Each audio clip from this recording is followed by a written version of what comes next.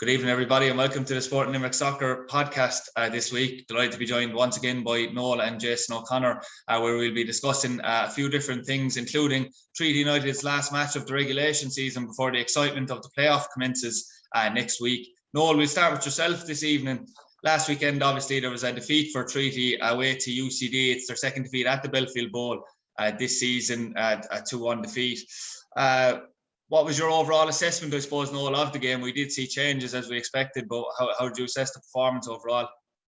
Yeah, a bit of shadow boxing, I thought, particularly on Treaty's side. I think, there didn't seem to be much of an edge to the game, much of a desire. And certainly there was a few changes by Treaty. I suppose it looked to me like more or less a full strength team by UCD, and I thought they played well in the night. Liam Kerrigan, he was excellent on the night with his 2 goals, but played very well as well. And maybe it was a confidence boost that UCD may well have required. It looks likely that it'll be themselves and Treaty playing in that playoff, but they might have felt that, it might have given them an edge, a mental edge. But I'm not so sure it'll make a whole lot of difference when the playoffs come around, particularly with the changes. Certainly there'll be 3 or 4 players to come back into the Treaty side. I think that they play a different way and set up a different way as well. So I think it was just Tommy keeping his cards a bit close to his chest, and as we said, getting a few more guys with a few minutes under their belt and trying having 15 or 16 players that are fit and raring to go for the playoffs the week after next.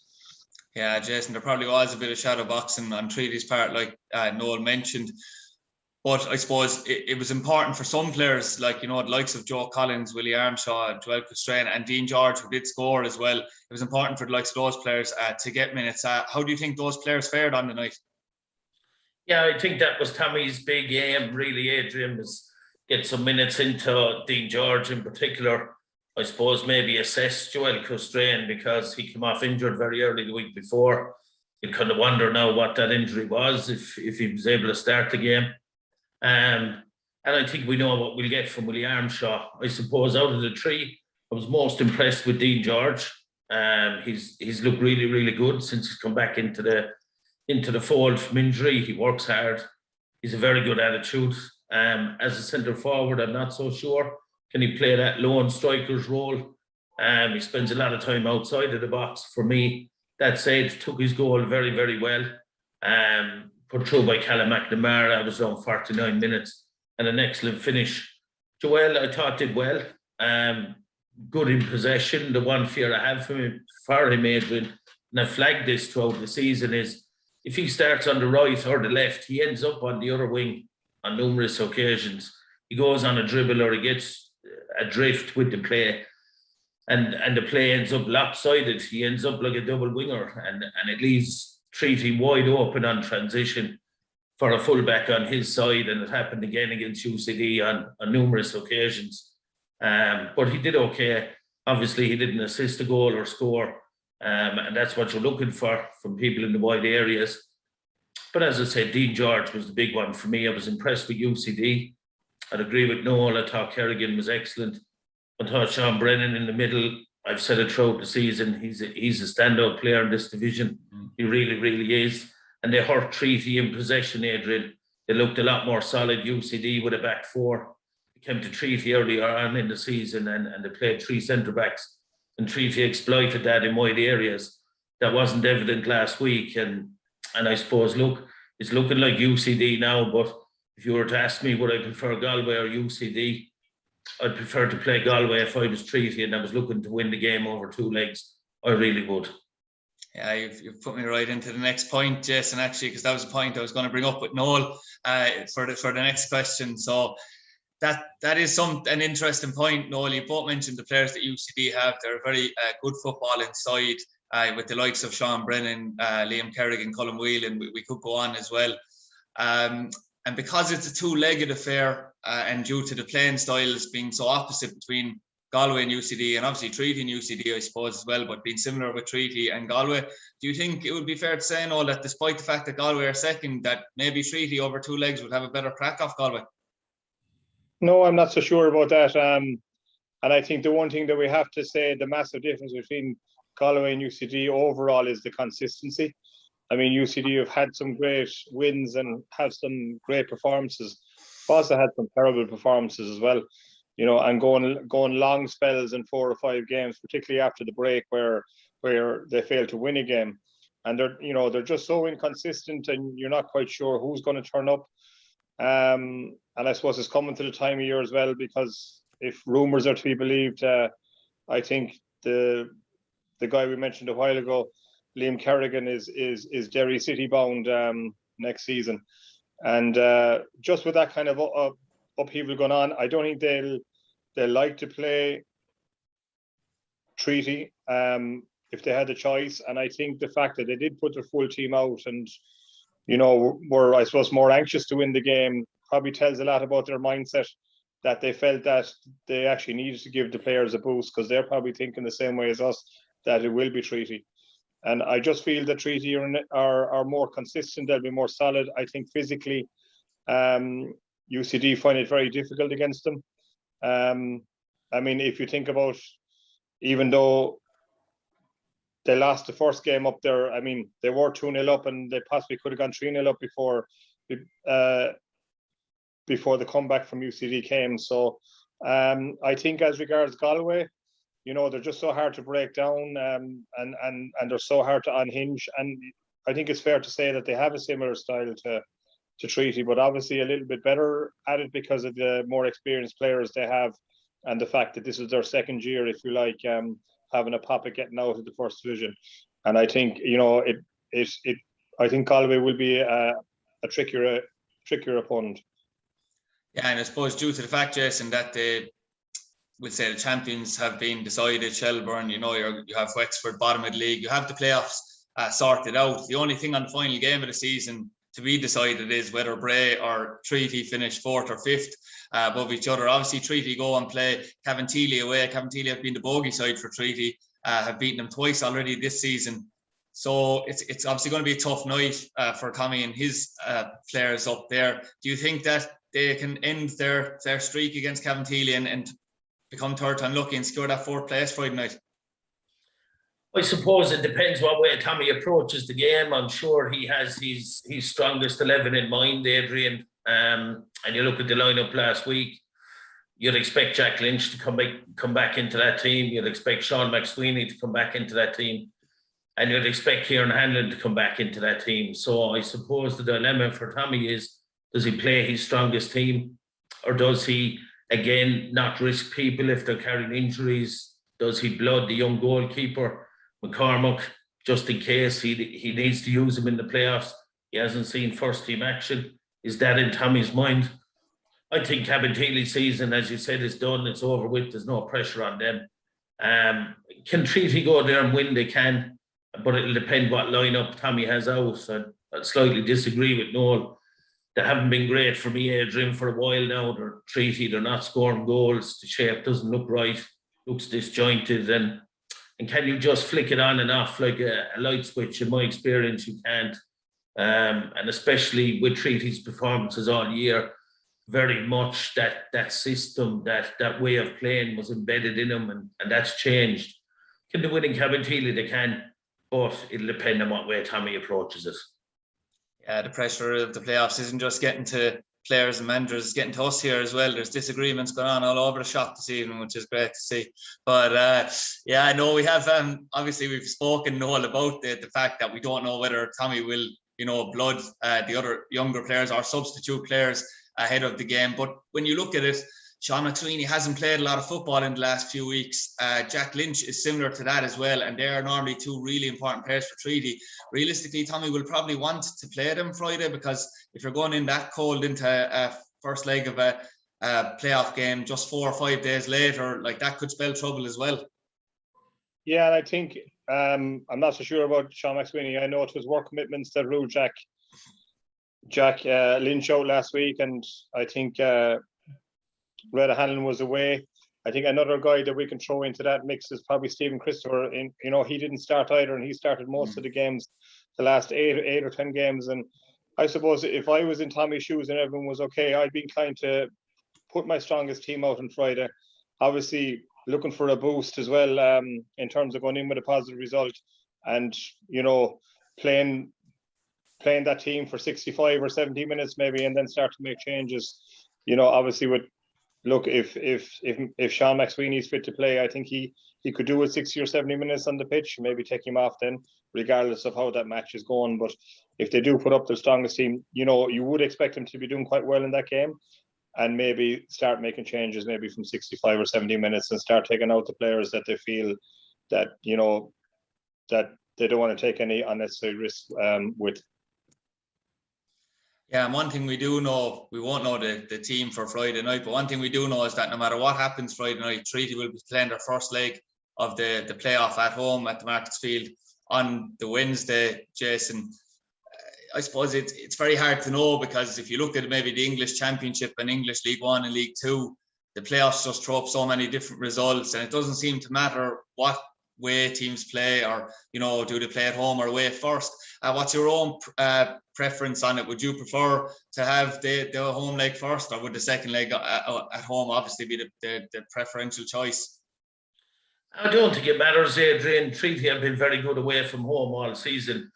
Obviously now there's going to be crowds in, and that could change the atmosphere, and it could change performances for some of the younger players in particular. But personally, I'm glad they're at home first, if that's the way it works out. Gives the fans an opportunity to come out and support it and make it a great occasion. And the players feed off that, Adrian, they have over the last couple of weeks when they've been at home and the crowds have been in. I think it'd be a good thing if they're at home first. They'll know what they have to do then, going away from home. And they are a very defensive-minded team. So I think at home will suit them. But again, look, there's no pressure, Adrian. There really isn't. There's no expectation on Treaty to win the playoffs and get promotion for me. So a fantastic occasion, the Markets Field. Starting at 0-0, the first leg would be fantastic. Yeah, definitely. And normally, when you do look at those type of playoffs in the likes of England, it's often you see a case of a team that maybe has been there all season would be up in third, then they don't finish off the season very strongly, they get pipped for promotion. Then you have a team that just gets into sixth place by winning 7 or 8 games in a row. Treaty probably haven't been in great form. Bray probably not in great form either. Galway and UCD have kind of been taken away for the last weeks. I suppose ideally you'd probably prefer Treaty to go and get the win Friday and just be going in with some confidence into the game Wednesday night. Yeah, I think it's important, but I think we got to treat Treaty as a kind of a special case in terms of the fact that it's their first year ever, and it's a massive high to be there, regardless of how they got there. Whether they won their last 8 games to get there or lost their last 6 games to stay in it. So I don't think that's a big factor. I think winning or certainly playing very, very well on Friday night is going to be important. But even if they lose on Friday night, will it really matter when they're in the dressing room, an hour before the kickoff in the playoffs? I don't think it will. I think what will matter is the fact that they have the ability to put out their strongest team, and they remember all the good things they did, and stay nice and focused, and don't worry about what's going on outside the white lines, and just focus about what's going on inside in the pitch. And that'll be tricky enough, as Jason said, particularly at home. You would expect a big crowd in the Markets Field. There'll be a bit of expectation on them as well, and it might be an advantage to play UCD, because you couldn't envisage a big crowd there anyway in the second leg, regardless of what happens in the first leg. And I think that might suit Treaty as well. Yeah, certainly. It's one thing for sure is it's a much anticipated, and we're delighted that Treaty have the opportunity to play in front of such a big crowd. From maybe a good news story to a bad news story, Jason, in terms of managerial change that's upcoming. Probably a surprise to people outside of the Shelbourne camp. I don't know what it would like for people in Shelbourne. Did they know it was coming? But Ian Morris, the announcement that Ian Morris is departing only a few weeks after the club had clinched the first division title. Were you surprised by it? Yeah, I'm definitely surprised by it, Adrian. I suppose, look, he was only under contract maybe for the year, and that contract run out, but he was given a job to deliver the first division title, and he's done it. So it is a surprise for me. And I suppose, look, we've heard a couple of names banded around. Vinnie Perth, obviously, in a job at the moment with Dundalk. Who knows what way that'll go? And surprisingly enough, Damien Duff's name has been mentioned in some circles as well. Look, maybe Shelbourne had an agreement with Ian Morris. We don't know what went on behind closed doors, but they certainly had a fantastic season, Adrian. He couldn't have delivered much more for me. So it is a surprise, yeah. Yeah, Noel, do you think maybe it was, I know he's won 2 First Division titles now in 3 years, but do you think there was maybe partly a hangover from the way Shelbourne performed in the Premier under Ian Morris last year? And was there a bit of a worry in the board that something similar might happen next year and they wanted to avoid that? They certainly had some doubts about him, and it seems that this was known within Shelbourne maybe 3 or 4 weeks ago. He spoke to people in other clubs in the league and told them that he wasn't going to be there. And I suppose it does explain, the dip in form also after the league was clinched, because it may not have become common knowledge, if you like, within that club until that had happened. But obviously it was a decision they made. Look, I think it's a very harsh decision. I know they had a big budget. We said it, they had a lot of firepower. At times I thought that they underperformed to the level that they could have. And I know they've won the league, and that sounds a bit harsh. But I suppose from the squad they had, and I was thinking about that, I was looking at them from a Premier standard and saying, well, this is where they want to be. This time last year, they announced that they were going full-time, expecting to still be in the Premier, and then they ended up being relegated. So some kind of off-the-wall decisions, if you like, there. It'll be interesting to see who they pick to take over. I know, they're talking about Damien Duff. It's probably because he's at the club at an underage capacity. I'm not so sure that he'd be terribly interested in that job right now. And I've also heard Vinnie Perk being mentioned as well. But the first guy who came into my head actually was Paul Doolan, and I wonder will he get a shout now? The fact that he's back in the managerial regime, if you like, and the fact that he's done quite well at loan, and they certainly have a big budget as well, Shelbourne. Yeah, that would be some prediction if it comes off, Noel. We'll try and see how that progresses in the off season. Anyway, speaking of predictions, we have a final night to predict, I suppose, after a grueling prediction season for both yourselves. This will be the 27th session of it this season. Jason, I suppose now that we're on the Shelbourne point, we'll start with them. They host UCD on the last game of the season. They've already got the celebrations out of the way, I suppose. UCD will be preparing for the playoffs. Feels like a bit of a dead rubber, but nonetheless, how do you think it will go?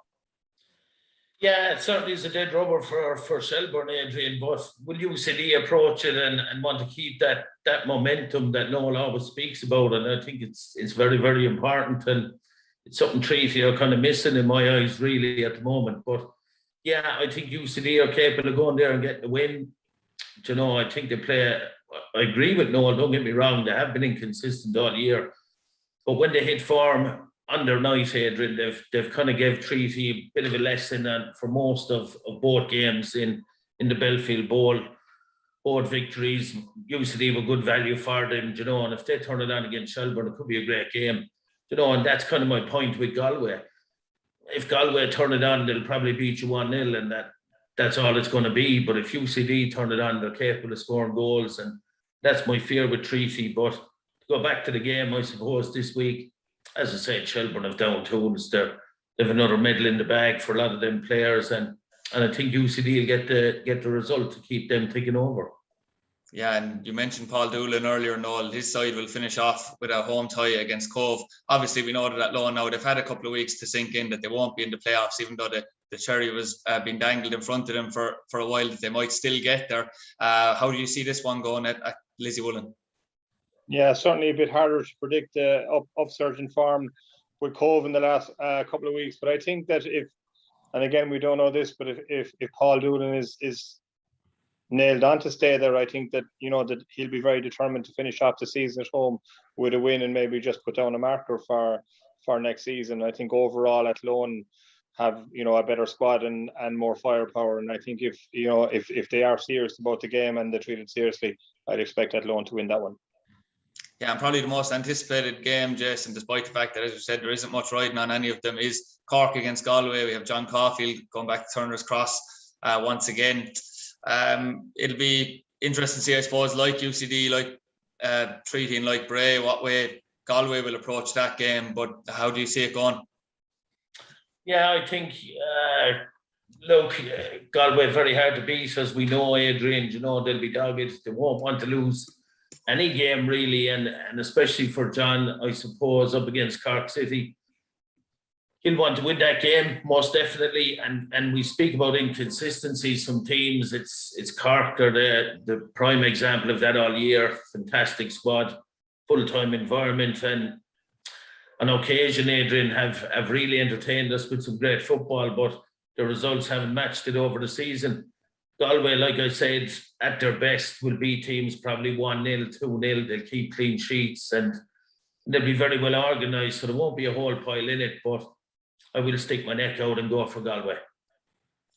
Yeah, and finally, Noel, we've got Wexford hosting Bray. Obviously, we know that if Treaty lose and Bray win, that means Treaty will finish the season in 5th place. We know that Wexford have made vast improvements and spoke about it at length on numerous occasions. Their focus will totally be on next year, where we presume that they will be a different animal compared to what they were for probably half the season this year. How do you view this game? Yeah, I think Wexford will be up. You know, they will be really up for it, and it's the closest thing to a Dublin derby for them as well. Bray, and you know, we talk about momentum. I think the team with the least momentum is Bray.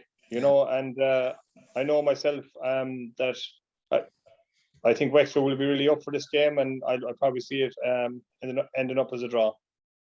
Yeah, and I know that we're going to be doing maybe a double session hopefully next week with the playoffs in tow, and at the end of the season maybe a review session. But I'm not going to be looking forward to looking back at the predictions I made at the start of the year, where I said that Bray might finish 2nd, which is definitely not turned out well for myself. But we'll see how the games go at the weekend anyway. Jason, I suppose to turn our attention to maybe an unusual fixture this week that was picked up on only a couple of weeks ago, is that Fairview Rangers will be playing in Tallaght Stadium against Willowbank FC of Belfast in what we would call a cross-border game, like the likes of Linfield versus Shamrock Rovers, only in the junior section.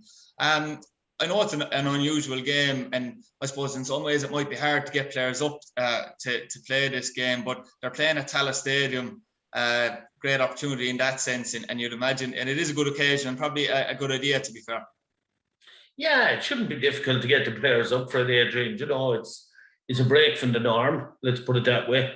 There's no Oscar trainer this year as well, so it's a great occasion for the players, I suppose, to play outside of their league in a fantastic stadium and a new competition. So I was speaking to Mark Redden last week, staunch Fairview man, at the under-19s game against England, and he said he was really looking forward to it. And knowing Jason Purcell and Derek White, they'll certainly want to win the game, Adrian, as well, and they want to win everything they go into, really, I suppose. So yeah, great occasion, something for the players to look forward to, and I'm sure Fairview will go out and give their best and represent Limerick, as always, in a fantastic fashion.